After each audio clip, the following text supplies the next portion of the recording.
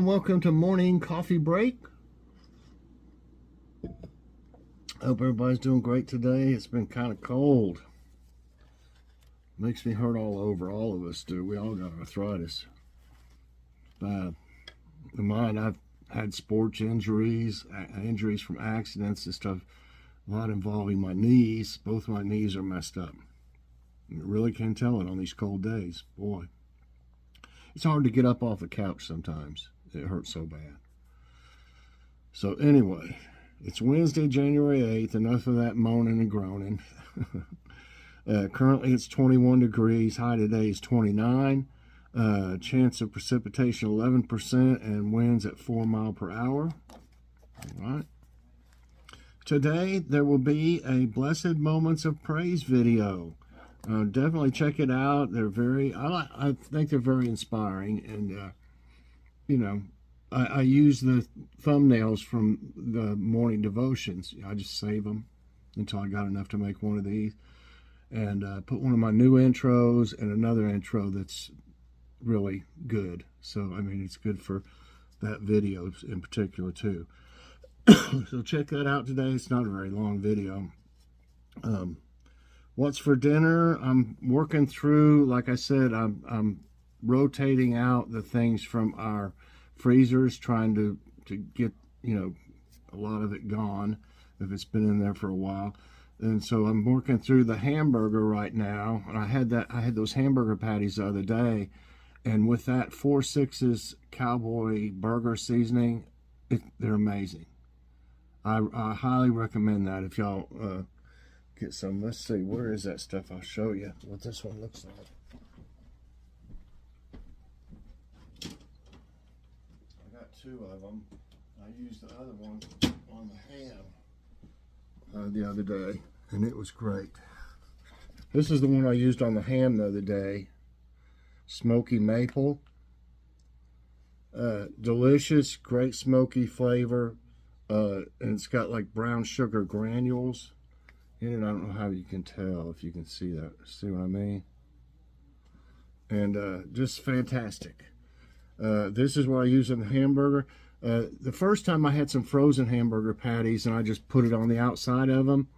But you're supposed to mix it in with the meat. You know, I wasn't able to with those, but those are gone. So I put a little over a tablespoon for a pound.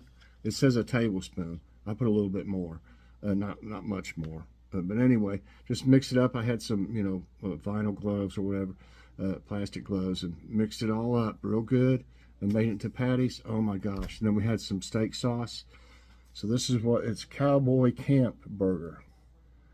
4-6's. You can get this on Amazon, and it was a fairly good price. We got a bigger bottle of this off Amazon. I can't remember what it was, how much, like 5 something, I think. But the little one, not on sale. They had them on sale 2 for $6 at Kroger's, which when we got these smaller ones, we got these 2. But they're like $4 or $5.99, you know, regular price. It's still worth it because if you mainly use it for hamburgers, you wouldn't eat that all the time, and you could get several times out of it. But you might want to check it out on Amazon. They might have the bigger one. We got the bigger one, like I said, of this.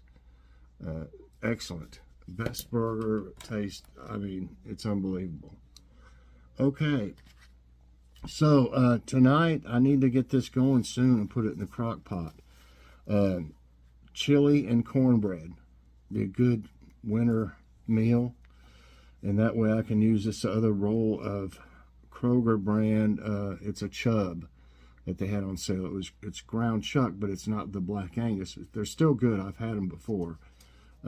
I need to use that roll next. And then I have some of the Black Angus private selection that we bought on sale, ground chuck, that's just delicious too. I've got about 4 pounds of that left. So, like I said, I'm working through the older stuff first and then going on forward. I had that Chub in 3 freezer bags. So I know it's no problem. It's plenty good. That's the main thing, you know. Sometimes people use foil too. I usually just use more than 1 freezer bag. One doesn't seem to do the trick if it's going to be in there for a long time, as far as it'll get frost, you know, and stuff. But anyway, yeah. So let's see what we got here for the jokes today. I fear my neighbor may be stalking me. She was Googling my name last night on her computer.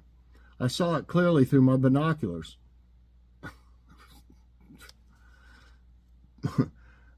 I'm a driving examiner for the state of Indiana, and while I was giving a road test to a young man, he went through a red light without stopping. I told him he had automatically failed the test. We met up with his mother back at the office, and I explained what had happened. At first she was speechless, then she asked incredulously, he ran a red light? Yes, I replied. Well, persisted the mom, how red was the light?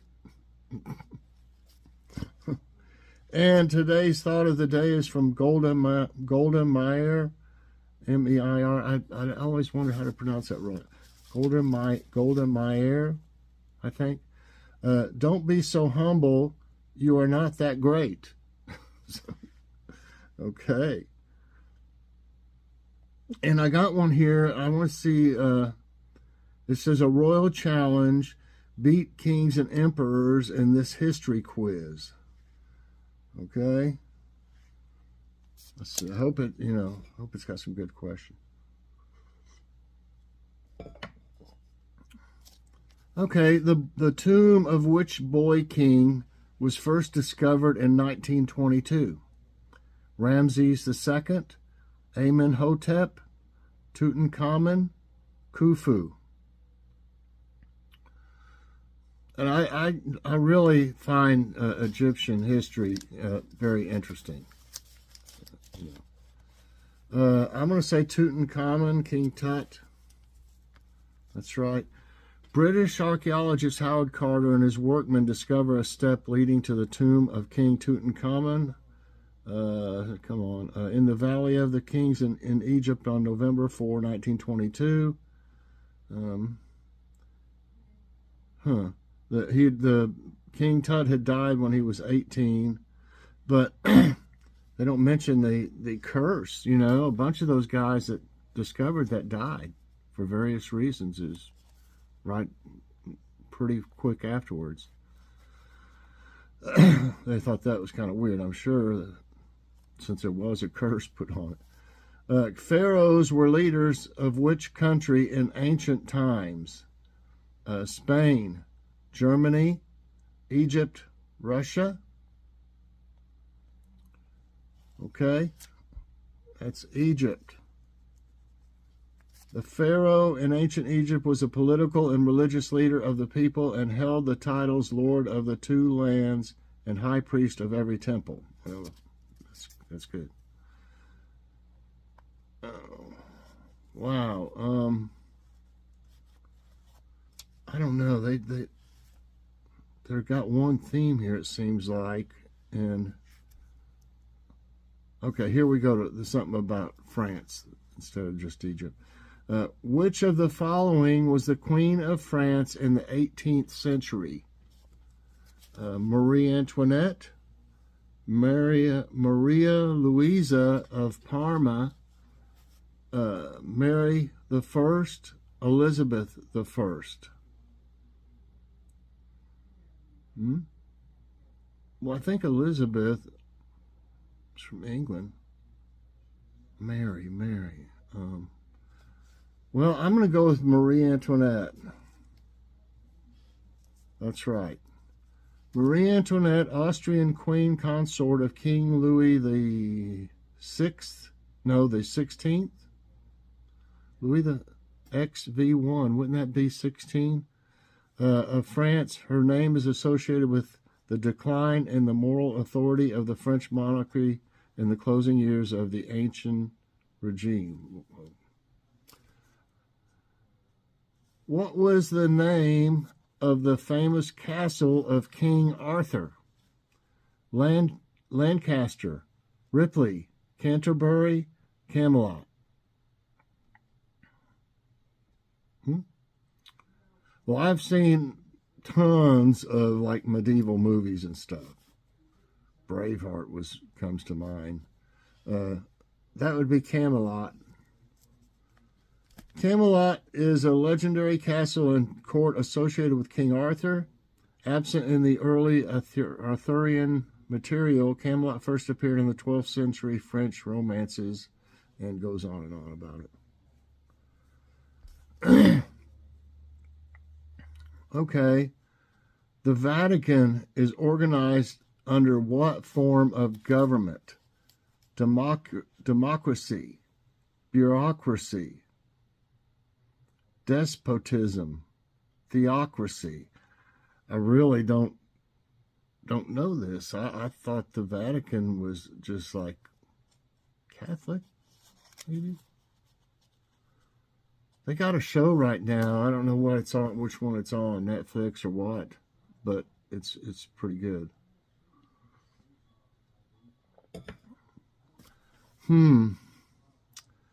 Well, the only one that sounds like it might be right is, to me, is theocracy. That's right.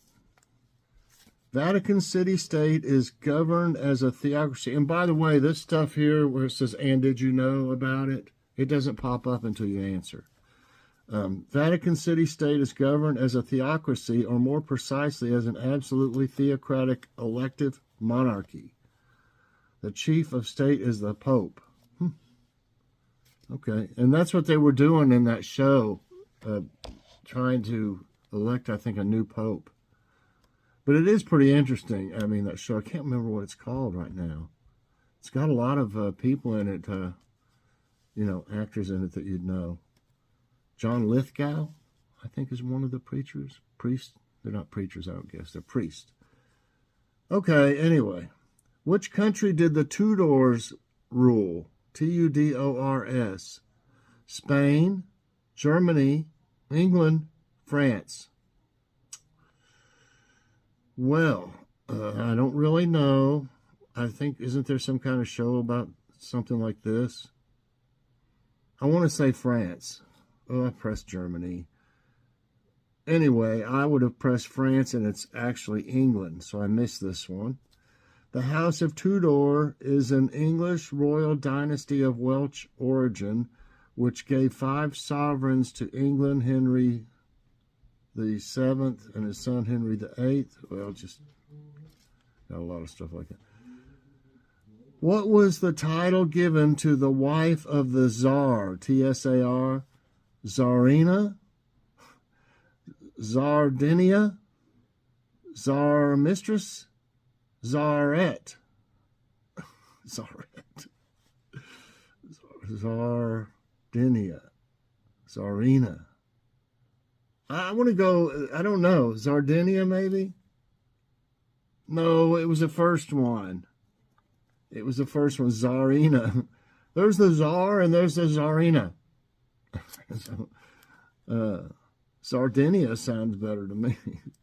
Tsar, also spelled Tsar or Tsar, was a title associated primarily with rulers of Russia. Let's see. Let's see, they have Tsaritsa or Tsarina, a Tsar's wife. They got a bunch of different names like this. Tsarevich, his son, Tsarevna, his daughter, and Tsar Tsarevich, his eldest son. Okay? Okay. 5 right and 2 wrong. What island nation was once led by King Kamehameha the Great?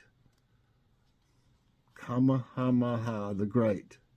Hawaii, Seychelles, Seychelles, Samoa, Tonga. Well,